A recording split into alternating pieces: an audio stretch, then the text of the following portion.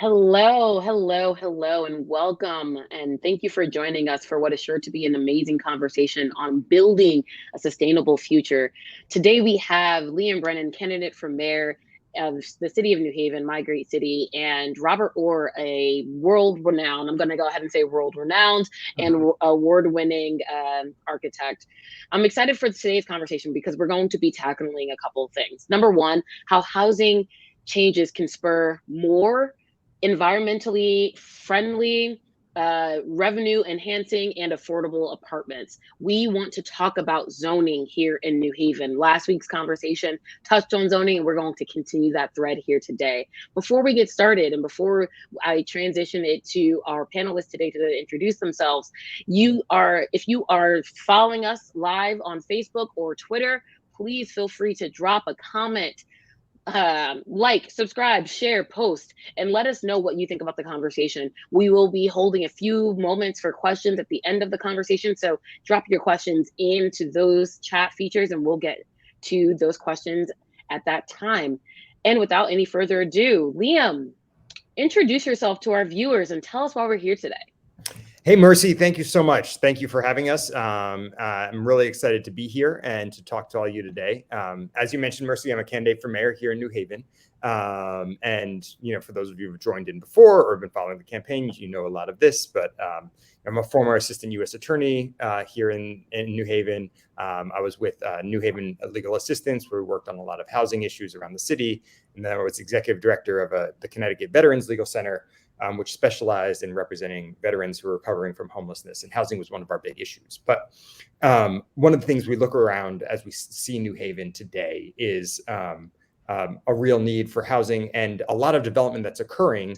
But I think there's reasons to question how the development's occurring and try to think through the rules under which we work in the city. And so one of the things we're trying to do with the campaign is to rethink zoning, as you mentioned, Mercy, and how it affects our lives and how it affects the lives of our residents and the types of development that we can have here.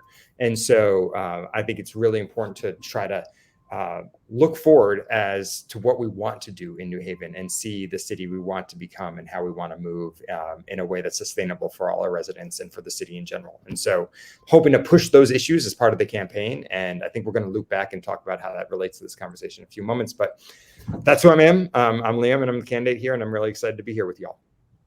Thank you so much. And Robert, please tell us a little bit about yourself and what brings you here today.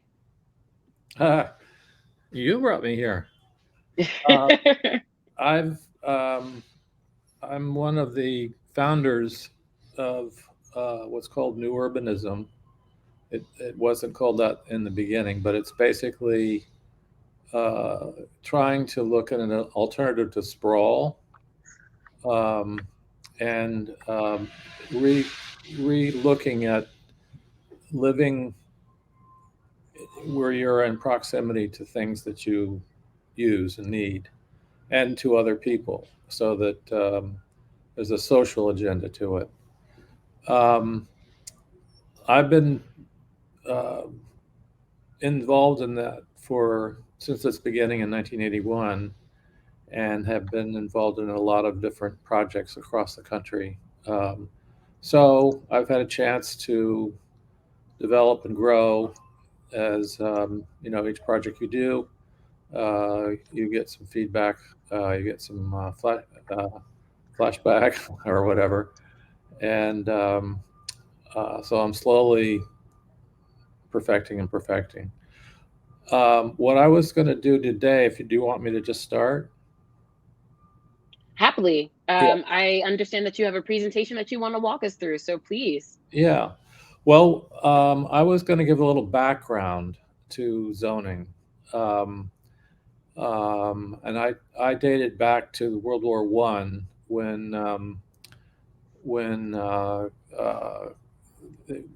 conflict was with Italy and Germany, and a lot of Italians and Germans were immigrating to the United States before the war was over, and there was a big fear of, well, whose allegiance are they going to be following? And Woodrow Wilson, who was president, came up with this whole, and there's Woodrow Wilson with this, and you can go to the next slide, Americanization, which was a big effort to turn basically people into Anglo-Saxons, that we're all like, and we all are Anglo-Saxon because that's what America is. About the same time, there was no zoning, and this character,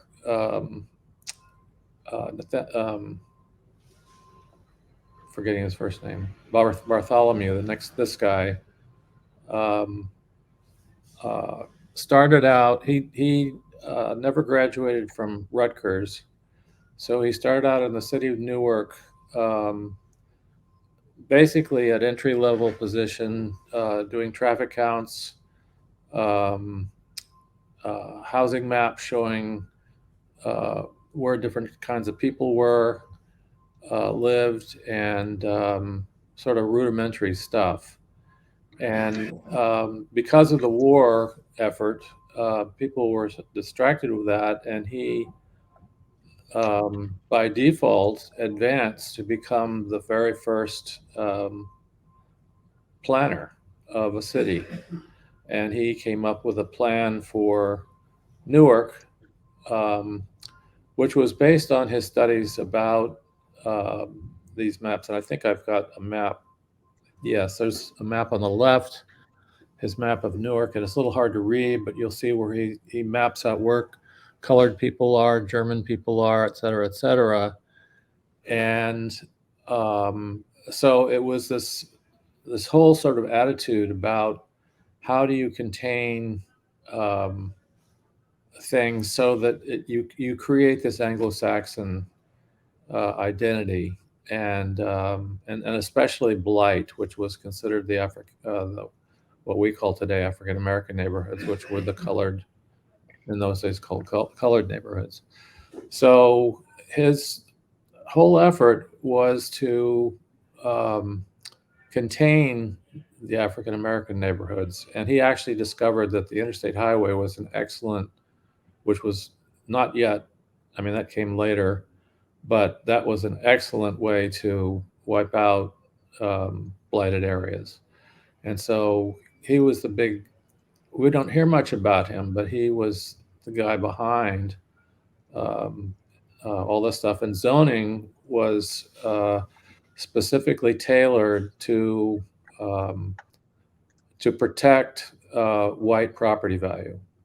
And they did this by making limits on property size, setbacks, where something over 90% of properties in the United States are zoned for single-family housing, on-site parking, FAR requirements, which is how big you can build your house according to the size of your site. But it was all really to diffuse, make properties basically too expensive for anyone but white Anglo-Saxons. I mean, the Anglo-Saxon part, of course, diminished over time, got watered down, but this is the central reason why things are so expensive across the country. Oh, by the way, his ideas were picked up immediately, and they had the flagrant language in it about colored people areas and so forth and so on. And they were picked up by St. Louis and Los Angeles and Vancouver and hundreds of cities across the country when the Supreme Court entered in. That was in 1014, and then in 1017, the Supreme Court jumped in to say that you can't use words like colored people and Negroes. So that was eliminated, but that didn't change. The only thing that's different is those words aren't in there. It's still trying to, the whole purpose of zoning is to protect private property values, and mostly of white people. So that's perhaps been diluted over the years, but it is the central reason why things are so expensive in our cities and why there's so little housing. And there's been a recent campaign um, called Missing Middle Housing, which is that zoning allows for single family housing, and then there's housing in big apartment buildings in central cities, but there's nothing in between. So, for example, here in our city of New Haven, all of East Rock, you couldn't build under current zoning codes today because it's too much of a mixture of affordable stuff. Of course, they were appealing to students, but even East Rock is now getting very expensive. And I can't remember what my next slide is, but let's see what that. Oh, perfect. So this fellow here, Carlos Marino, was brought up in engineering and actually in computer science. And he was a software engineer. And he got involved in all kinds of things, including genome sequencing and um, uh, horticulture and all kinds of stuff. And one of the things that he got involved with was transportation, which of course led to his taking an interest in urban planning. Now, remember, he's not a planner. He was not brought up a planner. He didn't know anything about planning. So he had this, what some people have attacked him for, crazy idea of, instead of mobility, which is the thing most planners are concerned about, how do we get around? Transit-oriented development is a very popular term. Um, Buses, public transit, and also most of how we get around is vehicular transit. And he came up with this idea of having everything you need. And this is not a map.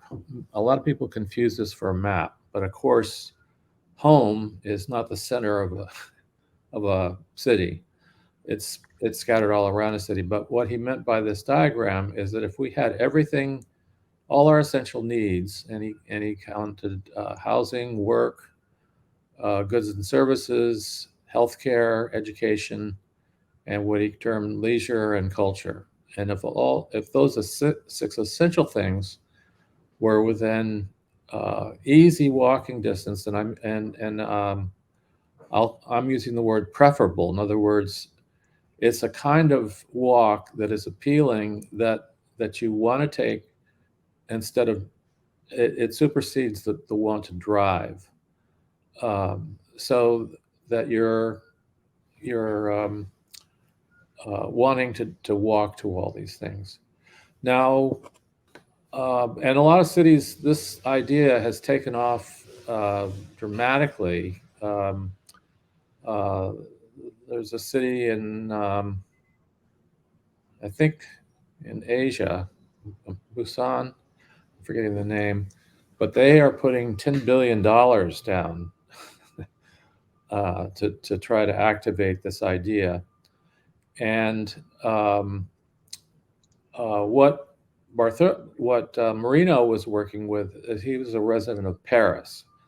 Now, Paris has a pretty dense population, and so, but because of the car, all the local businesses are no longer in Paris. I mean, there are some, obviously, but Paris is less car dependent than the United States, but most of the world now is car dependent.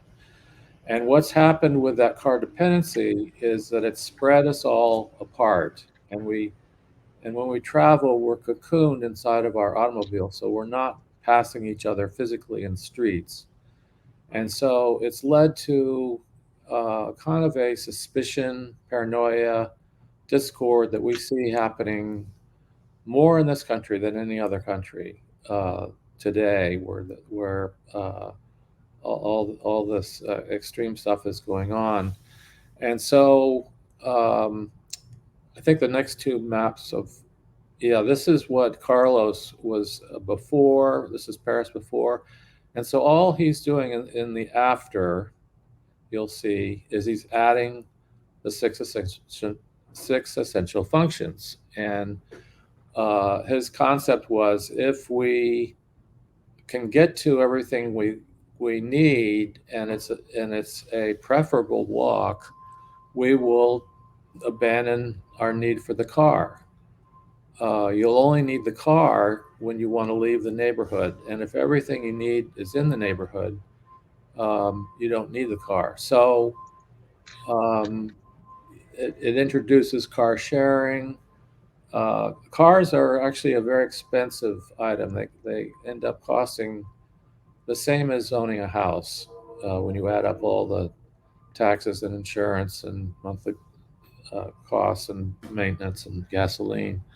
So it's like having two houses. So a lot of people can't afford to drive, and they're kind of cut out of the American dream. But what appealed to me in the Marino thing, he was doing it to reduce car dependency, which is a fine and admirable task. And I think the next slide, no, next one after that, I got these out of order a little bit. This slide here, I don't know if you all remember back in March of 2020, when they were taking pictures of cities all over the country and the world, the before and after, just after a few weeks of lockdown, how all the smog, I think it's called, was disappearing over the cities. And so that's an environmental thing. And it shows how quickly, if we all are not driving everywhere, and 80% of people were not driving during March of 2020, how quickly the air could clean up, and also, of course, all the domino effect of all the climate change, et cetera, et cetera. But what appealed to me was that if you've got a situation in which people are walking to their needs, they're going to be spending a lot of time in the streets, and they're going to start passing the same people every day. And I've done studies on this. With frequency comes familiarity. It's called familiar strangers, and these are people that you recognize. You don't know them. You're not apt to start a conversation. But if you see them out of place, let's say you're in another part of the city or on a bus or something, and you see somebody that you're familiar with, it strikes, oh, that's somebody I know. And so what's been shown is that this frequency and familiarity actually leads to what are called serendipitous relationships. And serendipitous relationships are relationships with people who you just happen to get along with in the street. You don't know what their political views are. You don't know much about them, but they seem to be nice people, and you get to know them. And when you get to know them, all these paranoias kind of disappear. Um, People get to know each other, and trust is developed.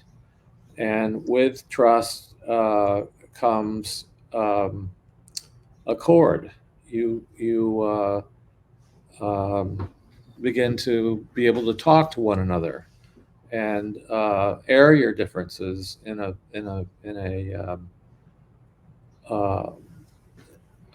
sane way. You're not angry.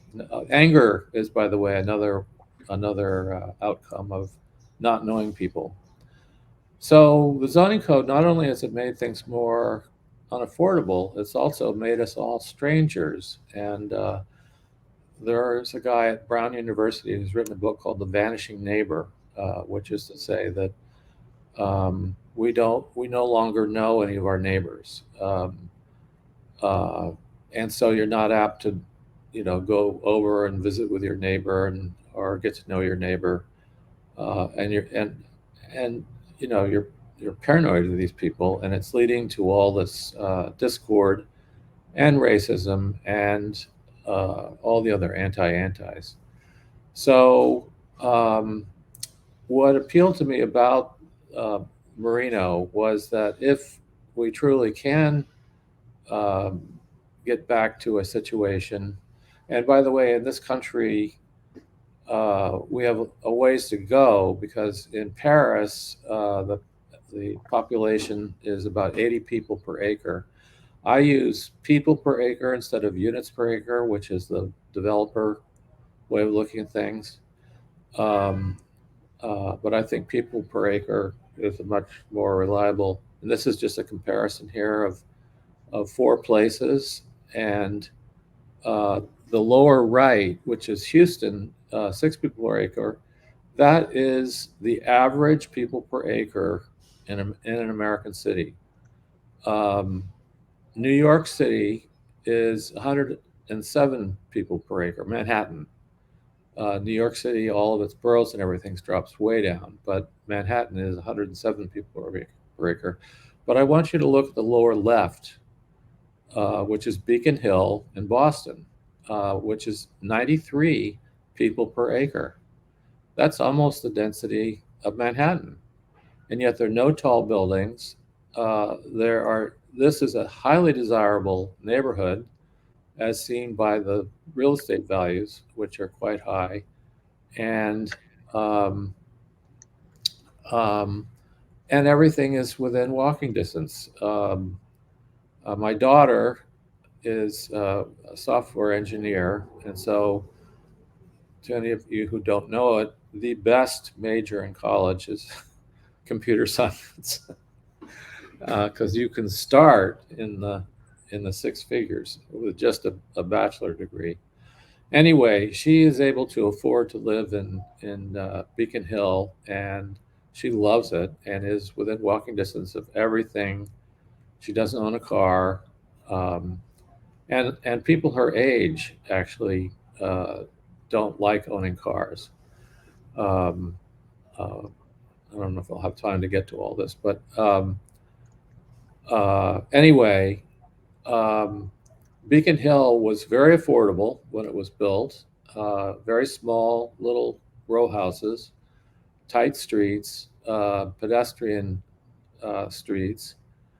And actually, most of Boston was built similar to Beacon Hill. Beacon Hill is more famous, but the south end um, of Boston, which I just had the opportunity to tour a couple days ago, which had a very bad reputation uh, through the 60s through the 90s, as being a very dangerous place, and former brownstones and so forth were all cut up into uh, apartments and condominiums, and now people are buying these buildings and turning them back into single family houses, and the property in South End is identical to the property in Beacon Hill. So my point is not how can we make property more expensive. My point is that we don't have enough property that people like. If there was more of this, then it would remain affordable.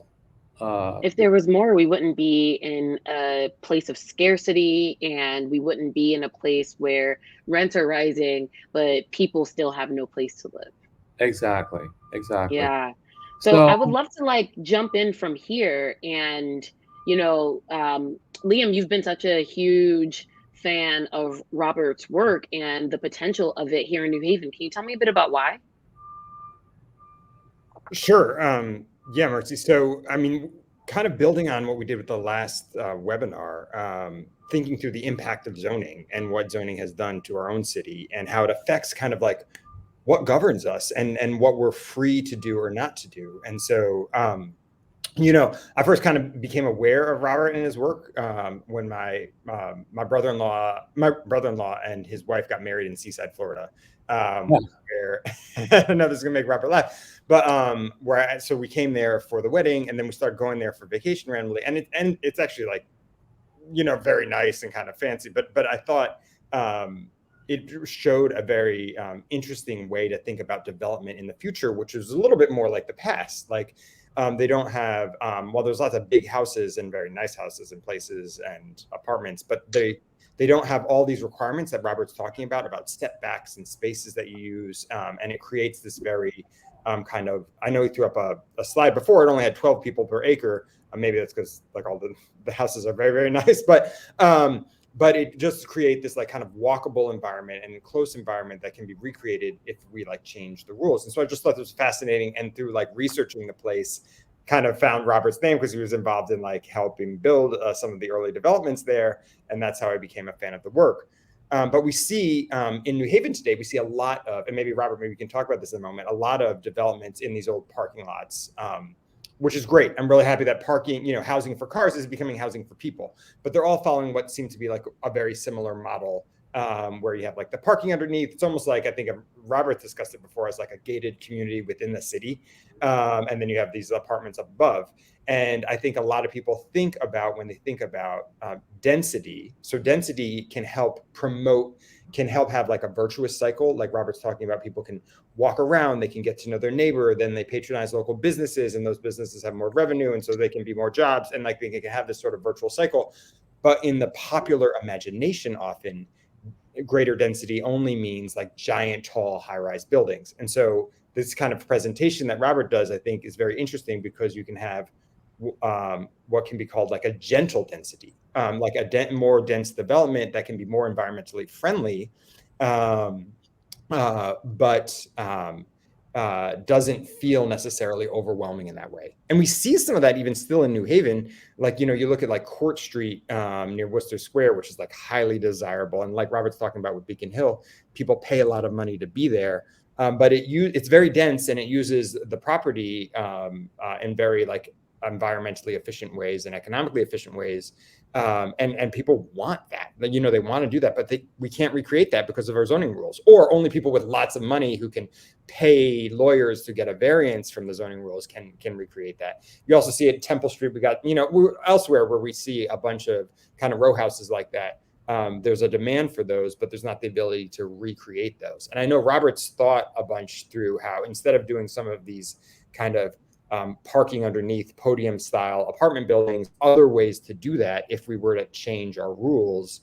And I think that would be something very interesting to kind of think about. And I think it's something to think about because it not only, based on our conversations, not only is it more environmentally friendly, and not only can it help lower costs depending on how you build these things, but it can also have more tax revenue, which I think holds a lot of potential for the city and thinking through development in general.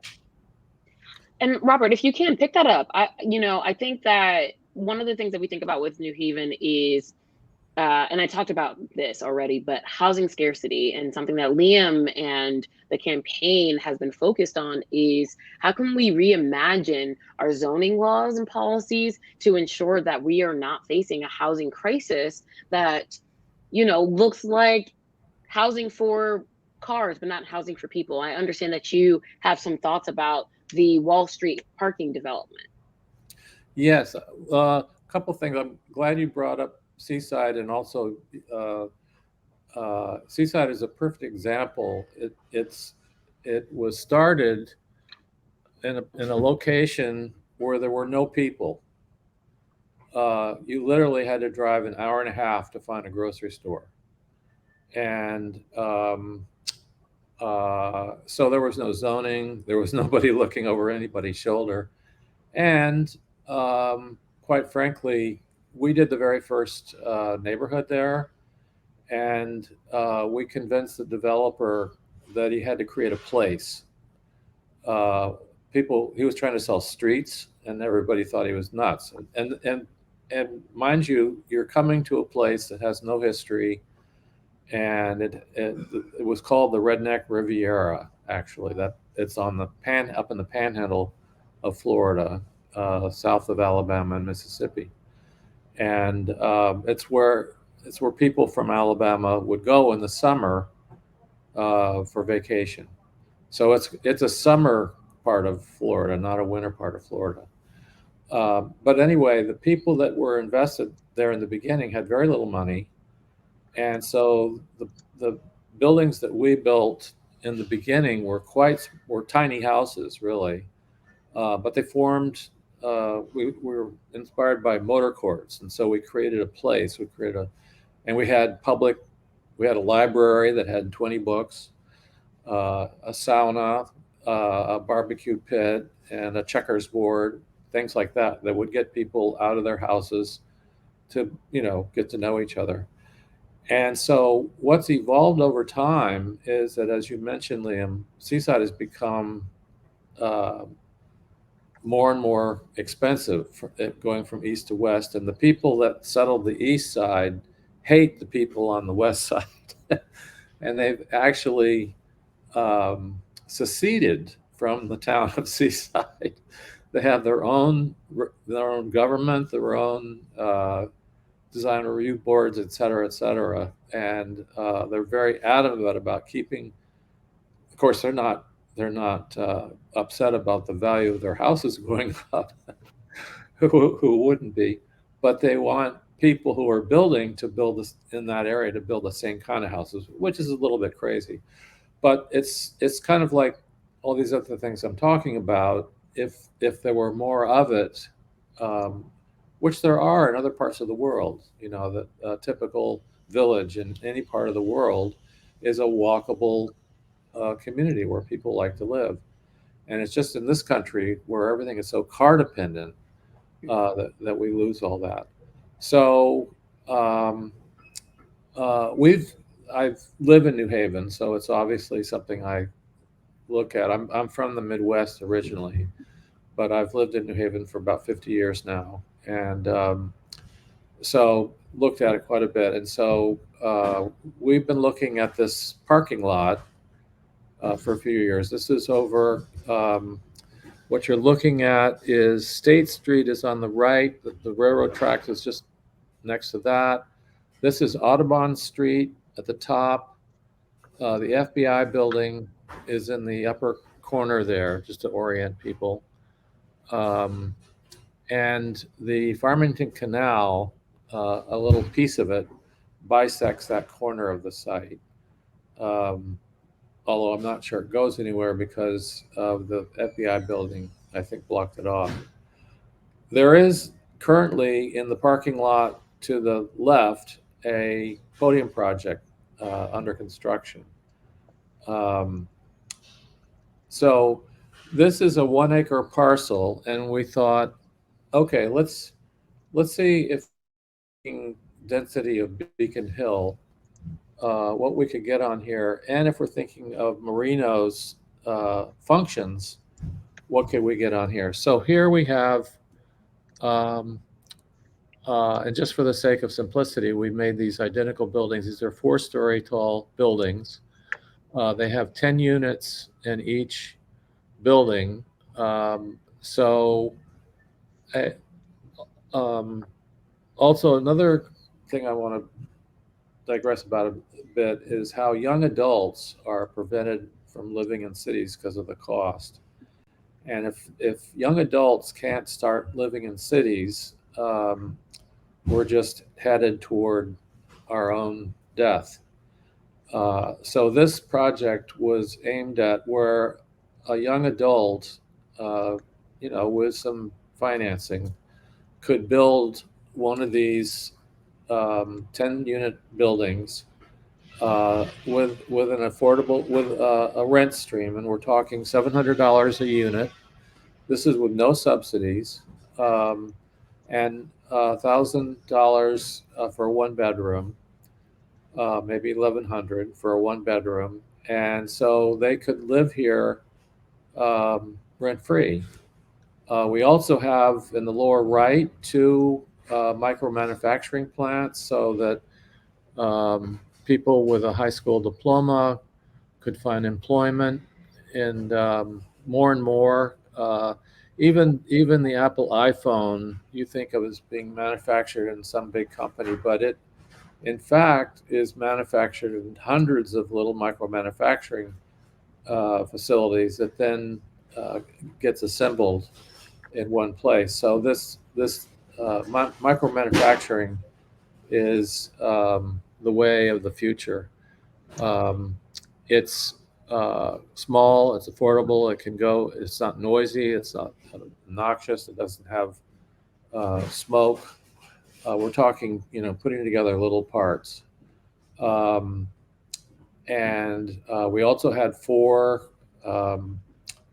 startup kind of facilities for people with college degrees that want to start companies in a small space. We had 7 shops, little different kinds of locally run retail. These are small shops that are 500 square feet or so. And And tell me yes, tell me about something. I'm sure our viewers are interested in knowing why. And Liam, jump in here at any point. Robert, I'd love to hear from you. Why is this important for us to bring these kinds of developments to New Haven and think about housing developments in this sort of way? because these are people who will be invested in the city. They are going to live there and they're going to care about where they live. And the problem we have now is that it's investment markets from out of town who are really just interested in the bottom line. And they're not going to be living here. They're going to be gone 10 years from now. Uh, they're bringing populations in, and it's yet to be seen whether people will get past the parking garage and start to use the stores in their vicinity. But so far, the evidence is pointing elsewhere. But I was at a conference recently where somebody was talking about how the developers are, even in hurricane zones, figuring out how many hurricane straps they can eliminate from their buildings without anybody noticing. Um, and they, because there's so many units, that just eliminating these hurricane straps has saved them $10 million. And so, I mean, that's the kind of thinking that's going into these foreign investment projects. I mean, they are thinking about how they can lower the cost to maximize their margin. And Randy Salvatore was building projects for 10 million and selling them for 20. And meanwhile, the city assessors come in and assess them at 10 million. This So, is, yeah, uh, I mean, those are great. There's so many levels, Robert, of what you're talking about there. yeah. It's really, really important. And then they depreciate. Yeah. They're only meant to last 30 years. So their value depreciates over the 30 years. So the city is investing, I mean, they're giving away all kinds of subsidies and so forth to allow these out of town investment markets and contractors to make good margins. But then they're, you know, 15 years from now, we'll be back to square one. So Robert, there's, can I ask you one thing about the, sorry, I didn't mean to cut you off there. Did you want to? oh, I was just saying that there's so many advantages to getting that market of Mhm. affordability.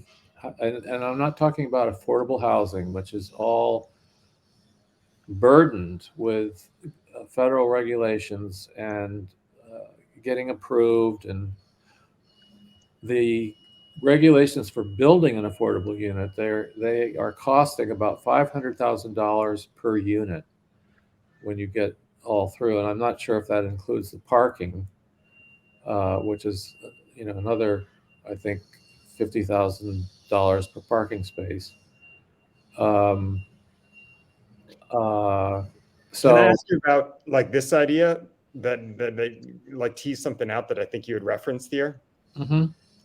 So one of the things I thought was so interesting about this, I mean, I think you mentioned it. I think I understand, but I kind of want to make it explicit if that's the case for the public. Like you had said, like these apartments then could rent at like 700 a studio and 1,000 to 1,100, for one bedroom, and the people could live rent free.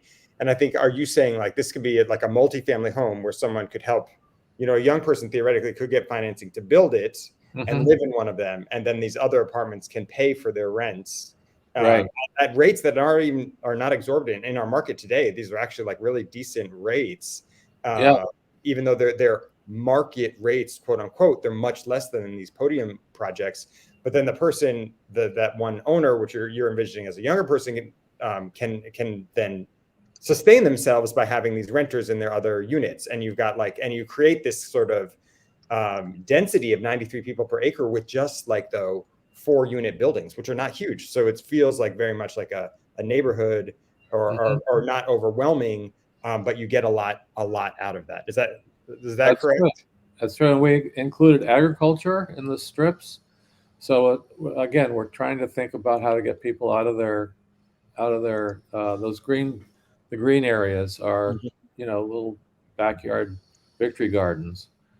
And So those green areas like between the buildings there. between the buildings are little walkways with planting areas. So um, these streets are scaled like Beacon Hill. They're about 10 feet wide streets, so that first responders can access everything.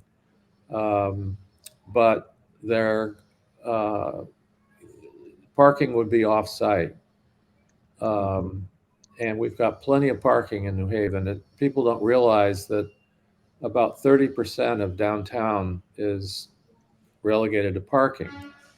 And when you think that downtown is your major tax producer and you're taking 30% of it off, it just means that you're displacing that tax burden out to the residences. And I'm a property owner, and I can tell you that taxes in New Haven are, well, let's put it this way: they're almost identical to college tuition.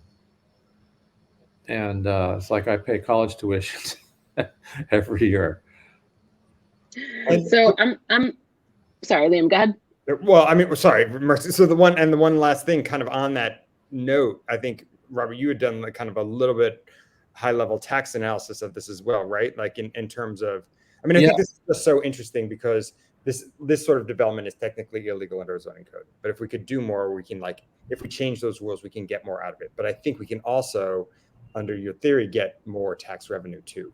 Oh, right? yeah, definitely tax revenue and social capital. That's the thing. In market economies, you're not looking for social capital. It's all about, if this widget costs less, supply and demand. And so social capital doesn't enter in, and that's why we have these environments now that create what I discovered in all this is that how we build our environments shapes us and turns us into the people that we become.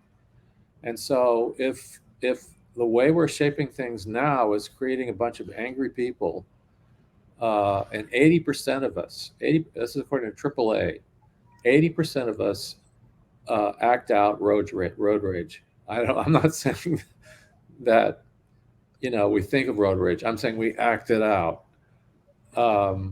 And my wife, who's the sweetest person in the world, get her in a car and watch out. But what was I going to say before?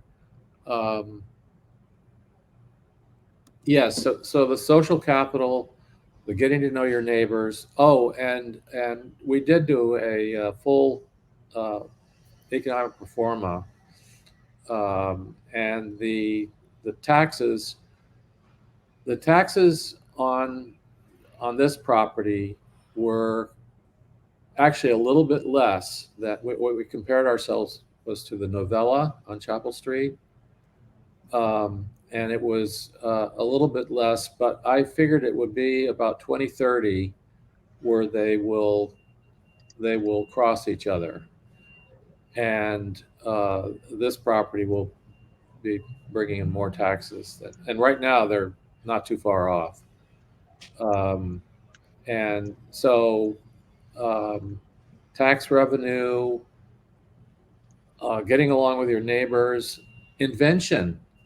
there's a guy, a French economist, Thomas Piketty, who's written a book called Capital in the forgetting what the colon part of it is, in the post capital economy. Um, but he's saying basically that we've been coasting on the on World War II, where the people came back from World War II. Uh, the economy was booming, population was exploding, um, consumer goods were flying off the racks, and so we have a democracy and a capitalism that's based on that. And we no longer have that. And so we've got a conflict that we've got. And it's hard to think of democracy as being a pliable, but if you think about it, since its inception, it's gone through many iterations. Uh, Absolutely. and it has And I many. think we and I think we sometimes forget that it is malleable, flexible, and can break without an actual investment into our civic duties and an investment into strategically ensuring that our democracy is sound. And Um, capitalism too is a pliable, malleable thing that. And if so, part of this getting to know each other in the street not only makes us better neighbors, but it makes us more creative. Um, Absolutely. uh, Absolutely. when two people get together, you have an idea and I have an idea. Now we have two ideas, but we also, because we've communicated, we come up with a third idea because the one idea informs the other idea. That's just the way humans work. So we've got to start inventing our way out of this hole we've dug ourselves in, which is really, when you look at any part of it, it's not a good story. And when we think about the holes dug ourselves in, I think understanding the places where New Haven can improve and the vision for New Haven ahead is a really good place to start. And as we close, Liam, I think that we've gotten so much from Robert Orr, from the ideas around, the inception of zoning and how it's based on racialized um, thoughts and racist policies, from racist zoning to today, and thinking about your candidacy for mayor. Can you just tell me in a couple quick moments, just what does the campaign want to do to address the issues that we see before us? Yeah, I mean, I think the spot where Robert was ending just then was really great. I mean, it was, one thing that we talked about last time as well is we are still laboring under the urban renewal zoning code. Like the kind of philosophy that informed that and set the rules for our society now at the local level is still, with some tweaks and some changes, is still what's governing us. But when you look at ideas like this that Robert's proposing and that are being enacted elsewhere, like there is so much more potential, and it's what we want to see. We've all recognized that we've made some mistakes there in the past, but we're not taking the steps to change that. Like the status quo is, in that sense, is not acceptable, and we have so much to gain by trying to move in these directions. Like if we could see a project like this in that Wall Street parking lot, that would be amazing, and I think could send a template for other folks. And I think the idea that's being put forth here of, like an individual possibly being able to finance one of these 4 family buildings, rather than having just like huge external investment companies having to get zoning changes and build their podium projects, really unleashes potential at the like kind of individual community level that Robert's talking about, and helps build up the local community in ways that are sustaining over not just like days and months and years, but like decades and generations. And that's what I think we want to do. And so what I'm hoping to do is get people to like care about these sort of rules, rethink them, and then go out and make these changes. Make the changes that allow development like this to be to be possible, and to understand why we're doing it, because we want kind of these ends that Robert's talking about there, that it builds up community, it builds up an environmentally friendly society. It's more economically sustainable at multiple levels, from tax revenue to the affordability that falls on the individuals who are living in those homes. And I think it's great. I think that's what we see in some of the existing neighborhoods, and we want to make it possible to build more like that. I have one last thing to say if there's time.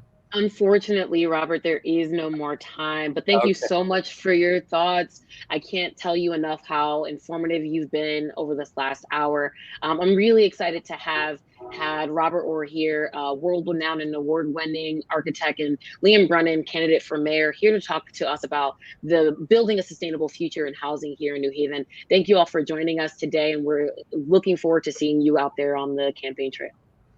Thank you very much for including me. I appreciate it. Thanks so much.